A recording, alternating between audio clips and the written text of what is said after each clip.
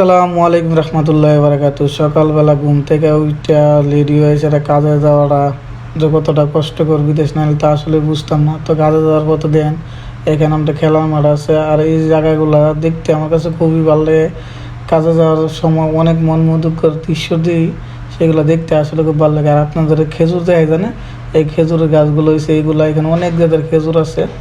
তারপর অফিসে আমি গেলাম, দিয়ে যায় কি করা যায়। আমরা যারা বিদেশ থাকি, মা বাবা ভাই বন্ধু সাইরা বিদেশ, তারা আসলে কষ্ট লাগে। তারপরে পরিবার এখানে নামাজ পড়ে, আমরা মসজিদ ওইখানে আছে, তারপরে এখানে নামাজ পড়ে। এখন থেকে শুরু হইব 8 থেকে 9 ঘন্টার মতো ডিউটি। তারপর কি করাম, কাজও লাগিয়ে ফুললাম, জিনিসপত্রগুলো নামাই যাচ্ছি।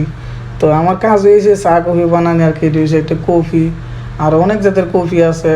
তো তারপর আপনার আরও অনেক কিছু রেডি আমার বাড়িতে আছে, সেগুলো আমি এখন রেডি নিতে আসি, কারণ একটু পরে সৌদির আইসা পড়বো, আরও অনেক কাজ আছে করতে হবে। তারপর ওইটা নিলাম মাত্র আসবে লাগে আর কি।